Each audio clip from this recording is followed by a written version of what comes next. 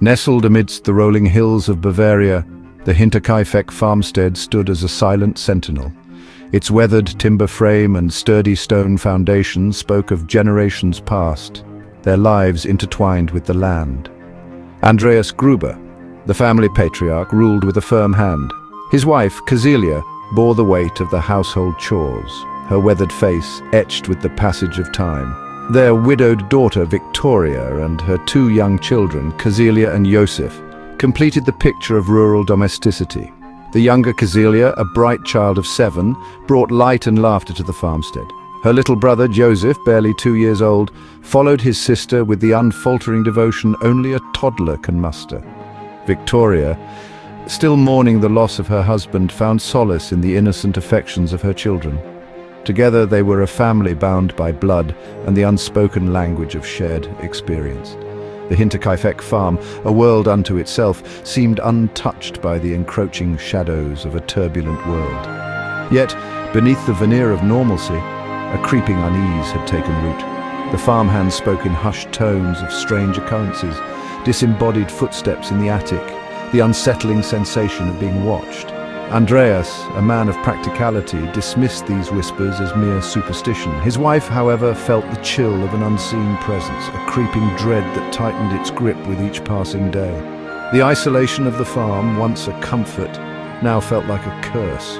As the winter of 1922 descended upon Hinterkaifeck, it brought with it an oppressive silence, broken only by the mournful sigh of the wind. The laughter of children faded into the gloaming, replaced by an unspoken terror that settled over the farmstead like a shroud.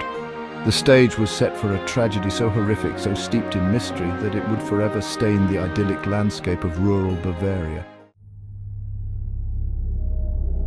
Days before the gruesome discovery, a series of inexplicable events plagued the Hinterkaifeck farm. Andreas, his weathered face creased with worry, found a set of unfamiliar footprints in the freshly fallen snow. They led from the edge of the woods directly to the farmhouse door, stopping abruptly as if the intruder had vanished into thin air. The family dog, usually a fierce protector, whined incessantly, his usually bright eyes clouded with fear. One evening, as the wind howled its mournful song, a set of house keys went missing. They were never to be found. Victoria, her heart pounding in her chest, reported hearing hushed voices emanating from the attic, the sound slithering down the chimney like malevolent smoke. Andreas, though visibly shaken, clung to logic, attributing the sounds to the wind whistling through the eaves. The family maid, understandably unnerved by the increasingly bizarre occurrences, quit her post with a haste that bordered on panic. Her departure left an unsettling void in the household, amplifying the sense of isolation that had become a palpable presence within the farmhouse walls. Despite the mounting dread, the Gruber family remained tethered to their home, bound by an invisible force they could neither comprehend nor escape. As the sun began its final descent, casting long, ominous shadows across the snow-covered fields, a palpable sense of foreboding descended upon Hinterkaifeck. The animals grew agitated, their restless movements mirroring the fear that gnawed at the edges of the family's sanity. Little did they know, the veil between the mundane and the macabre was about to be torn asunder, unleashing a nightmare that would forever haunt the annals of history. The night of March 31st, 1922, dawned cold and clear, the full moon casting an eerie, almost theatrical glow upon the Hinterkaifeck farm. Inside the farmhouse, the Gruber family gathered for what would be their last supper. The air hung heavy with unspoken fear, their forced smiles failing to mask the terror that flickered in their eyes. Little Joseph, oblivious to the impending doom, gurgled happily in his high chair, his innocent laughter a jarring counterpoint to the palpable tension. One by one, under the watchful eye of the blood-red moon, the killer lured each victim to their demise.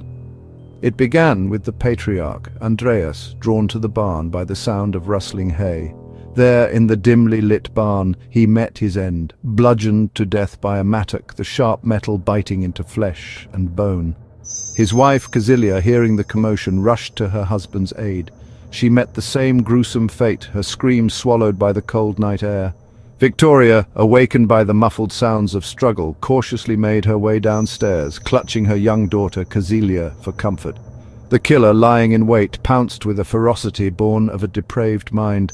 Mother and daughter were brutally slain, their lifeless bodies sprawled upon the cold, unforgiving stone floor. Little Joseph, still strapped in his high chair, became the final victim, his innocent life extinguished in a moment of unimaginable cruelty. The killer, his bloodlust sated, retreated into the shadows, leaving behind a scene of unimaginable carnage. The once idyllic Hinterkaifeck farmstead now stood as a silent monument to unspeakable horror, its walls echoing with the ghosts of a family brutally slain. Section 4. The Inhabitant of Silence, a Killer's Unseen Presence. In the aftermath of the massacre, a chilling truth emerged. The killer, far from fleeing the scene of his heinous crime, remained at Hinterkaifeck. For days he moved about the farmhouse, a phantom inhabiting the silence left by the dead.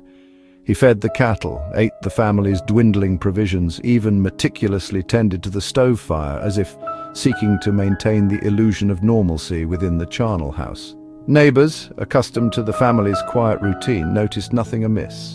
It was not until days later, when the young Casilia failed to appear for school and no smoke rose from the farmhouse chimney, that concern turned to alarm. A search party was assembled, their apprehension growing with each creak of the floorboards as they entered the farmhouse. The gruesome discovery sent shockwaves through the small community.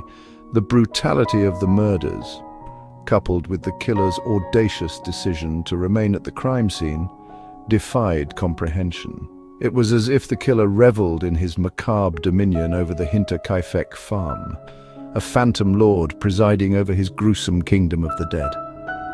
The killer's motives, shrouded in mystery, became the subject of endless speculation. Robbery, while a possibility, seemed an unlikely motive, given the valuables left untouched. A crime of passion fueled by jealousy or revenge was considered, yet no suspects emerged from the tangled web of village relationships. Section 5. Echoes of a Nightmare, the Unsolved Riddle of Hinterkaifeck.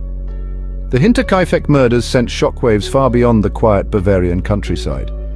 The case quickly gained national attention, drawing in seasoned investigators and amateur sleuths alike, all eager to unravel the mystery that clung to the farmstead like morning mist. Yet, despite their best efforts, the killer's identity remained elusive. The investigation, hampered by the passage of time and the limitations of forensic science in the early 20th century, yielded few clues. The murder weapon, a mattock, provided no fingerprints, and the killer, meticulous in his depravity, left behind no trace of his identity. Witnesses were questioned, their accounts analyzed and reanalyzed, yet the puzzle remained incomplete, the pieces scattered like leaves in the wind. Theories abounded, each more outlandish than the last. Some whispered of a family curse, a vengeful spirit exacting retribution from beyond the grave. Others pointed to the strange events that preceded the murders, suggesting a darkness had descended upon Hinterkaifeck, driving an unknown assailant to commit unspeakable acts. The lack of answers only served to fuel the flames of speculation, turning a horrific crime into a morbid legend.